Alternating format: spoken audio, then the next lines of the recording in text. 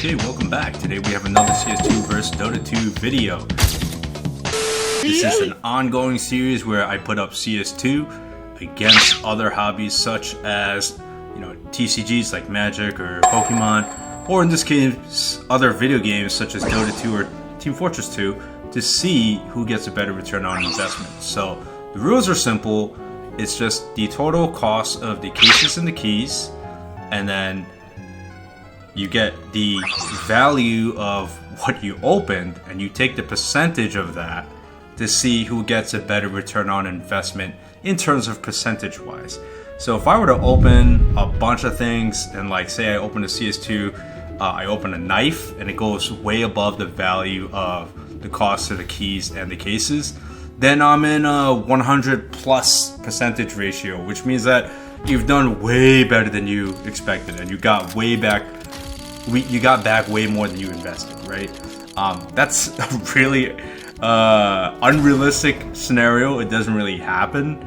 But that being said, same concept goes for Dota 2 in this case, right? We're taking the value of the cases and the keys, and then the value of what we got back from opening those, and then we're taking the ratioed approach, right? So what we do at the end is we compare the two ratios. Did CS2 get a better return on investment, or did Dota 2? And that's how we determine the winner of the series, right? If you've been following this series, you know that CS2 has been taking L after L. It has snuck up and beat a few things, such as it's beaten TF2 a couple times, or at least one time. It's beaten Pokemon cards at least once or twice. So it happens, but for the most part, it's been losing, right? And these are small sample cases, so I get it. It's not a really an accurate depiction of what's going on. But after doing the series so many times, it does kind of just paint the picture, right? That being said, we are on this Dota 2 battle, which is the Fractured Prism versus various cases from CS2. And hopefully, all that being said, and that context given, hopefully CS2 can pull the W here, but I don't know. Hey, it's a factory new. The only bad thing is that it's a Negev skin, and it's blue. But yeah, I'm really hoping that CS2 can pull a W here. It'd be really nice if I could actually get one of those extremely rare couriers as well. But realistically, the best thing I'll probably get on the Dota 2 side from the Fractured Prism is so close to that Kiss Love sawed off. But realistically, the best thing I'll get from the Dota 2 end is the Centaur War Chief, if I'm even lucky enough to get it. Looks like not this time. Otherwise, it's gonna be like the Invoker skin, really, right? Or Invoker bundle. CS2 on the other end, the potential is near limitless. It can be anything, any gold, and it'll be worth quite a bit. Or even in some crazy, exponentially small chance I get a really, really low float skin. That might be the new lowest float skin ever, and that'll be a crazy overpay. But those are not based in reality. The reality is I'll probably just be lucky enough to rack up a couple of these Invoker bundles, and maybe a purple, hopefully a pink would be nice, with factory new and minimal wear. Otherwise, yeah, this is probably gonna be an absolute money loss for both hobbies, and it's gonna come down to the wire in terms of who got the better return on investment. I do believe so far Dota 2 is actually taking the edge, but I would be lying if I said I wasn't surprised about that. That being said, we're gonna open the CS20 case and see if we can get some luck here. And we do not get luck. This is a flash out, as in flash out, get out, but we shall see.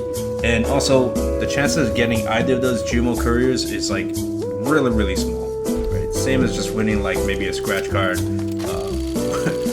$10, $20 scratch card to win a 10K jackpot. It's just not gonna happen. But hey, we got a stat track. Is it minimal wear? Field tested. We couldn't even get mid wear, but at least it's stat track. It's 5.7. It's not the most unpopular skin, so there's a chance at some return for it. But I'll be happy to take another Sinister Lightning Invoker bundle. This is actually very good for me in terms of the average drop that I'm going to get out of that. That being said, we're on to our last case before the recap, and we end it with a bang. We got a ticket to hell, field tested. So now, stay tuned for the recap. Alright, you guys ready for the recap? So we'll start off with CS2. The best drop we got was actually that Negav Ultralight because it came in factory new, which was 57 cents. Everything else was less than that, meaning the total return we got for the CS2 skins was $1.74. Right? The cost of the cases and the keys was $37.53, meaning we have a net loss of $35.79. The percentage ratio that we got is, believe this, 4.6% back is what we raked back in. Okay, Dota 2, right? We had 4 Sinister Lightnings, which was the best thing that we could get, which was 93 cents a piece. Everything else combined for a total return of $5.73. The cost of the Fractured Prisms was $2.45, meaning the cost of the entire Dota 2 battle was $22.05, for a net loss of $16.32. Right? Why did we do that? Because it was 10 cases of CS2 and 10 treasures. Right? That means that Dota 2's percentage back is 25.9% back is what we got. So we have more than 5 times back the amount than we invested in CS2, meaning Dota 2 is a clear-cut winner. No surprise there for me. And yes, again, it's a small sample size, so don't take it too far in the comment section, or you could totally defend CS2 if you want. That's fine, but it's just for fun, so don't freak out. But Dota 2 is the winner of this battle of cases versus treasures. That being said, hopefully I earned your subscription. Make sure to check out my other videos. I have plenty more CS2 versus, even going up against Team Fortress, as well as other popular card games like Magic and Pokemon. So make sure to view what I got, and hopefully you find yourself entertained and you give me that subscription. Thanks for watching. Bye.